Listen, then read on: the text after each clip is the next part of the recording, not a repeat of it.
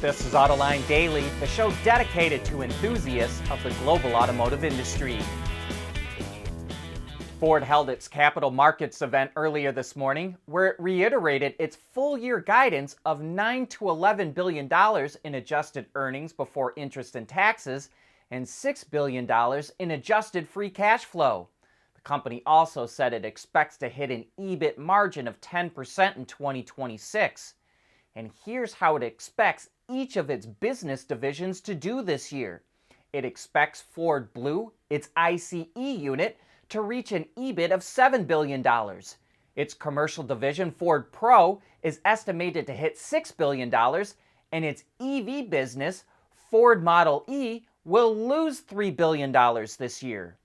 Ford also announced that it signed 3 lithium supply deals to help it meet its target of producing 2 million EVs by the end of 2026.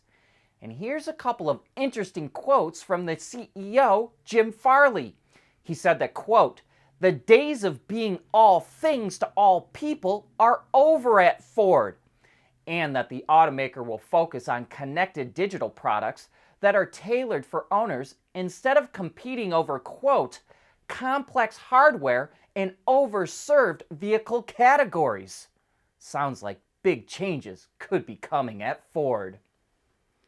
Suppliers can account for up to 70% of the content in a vehicle, so having good relations with them is critical for car makers. And once again, supplier companies said that Toyota is the top OEM to work with in North America, according to Plant Moran's annual study. The survey of supplier companies looks at supplier trust and return on investment. Honda is ranked second, and General Motors was rated at number 3. Ford saw the largest drop among OEMs, and that's because suppliers found it more difficult to work with because of its decision to separate its ICE and EV businesses. Suppliers say the biggest challenges they face working with automakers include supply chain disruptions, new joint ventures for battery plants, and goals relating to environmental, social, and governance. The U.S. wants to lessen its reliance on China for raw materials needed to produce electric vehicles, and it just struck a deal with Australia to help it develop its critical minerals industry. Australian mineral suppliers will now be treated as domestic suppliers under the U.S. Defense Production Act, and that means battery materials sourced from Australia will qualify for EV tax credits provided by the Inflation Reduction Act. Australia supplies around half of the world's lithium and other rare earth minerals. And speaking of EV battery minerals, we could see more mining in the Great Lakes region. According to the U.S. Geological Survey, the states bordering Lake Superior, Minnesota, Wisconsin, and Michigan, could have as much nickel as Russia and Canada, which are some of the largest producers in the world. Mining companies and federal researchers are now conducting surveys to try and determine the feasibility of mining for that nickel. Indonesia is the top nickel producer in the world, providing 42% of global supplies. China is next at 16%, followed by Canada at 6% and Russia at 5%. At Schaeffler, we pioneer motion. Electrifying mobility, manufacturing smarter, reducing CO2 emissions, making energy production clean. Schaeffler pioneers motion to advance how the world moves.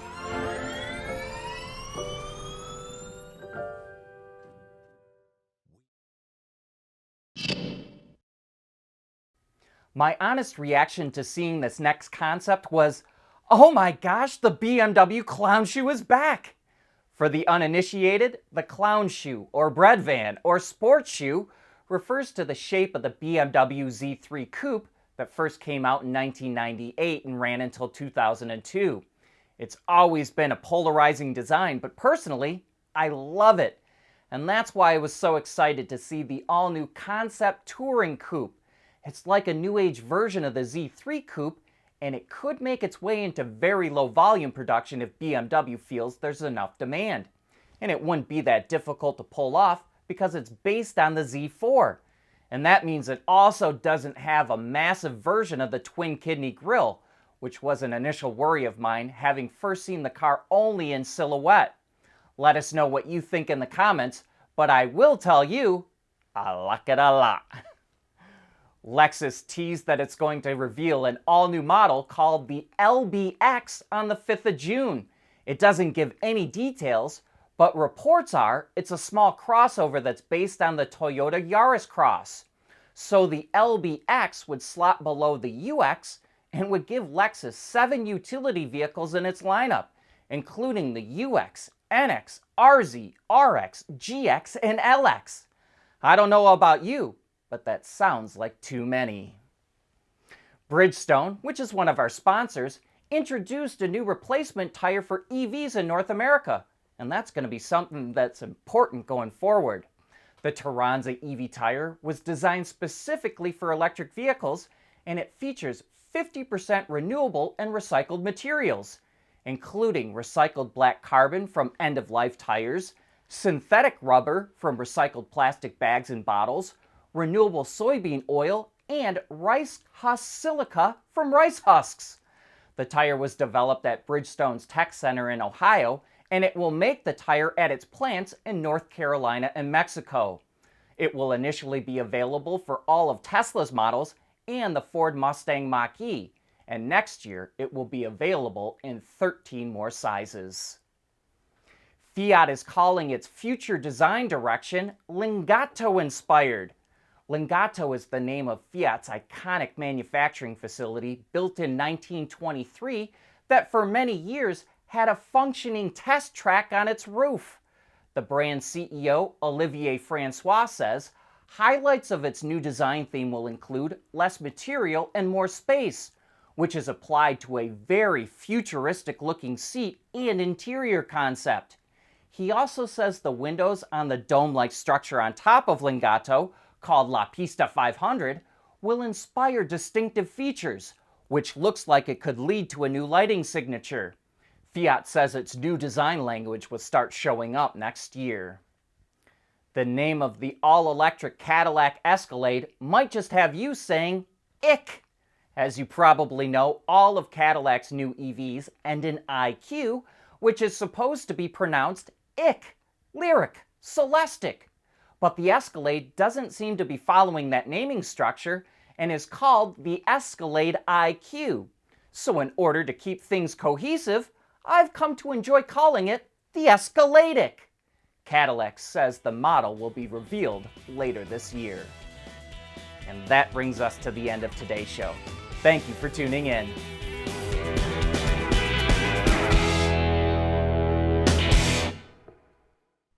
Autoline Daily is brought to you by Bridgestone, solutions for your journey. Intrepid Control Systems, over-the-air engineering, boost your game. And by Scheffler, we pioneer motion. We want to know, what drives your testing? OTA, connected car, diagnostics, remote testing. Intrepid Control Systems is here to help you work from anywhere. Intrepid Control Systems, driven by your data.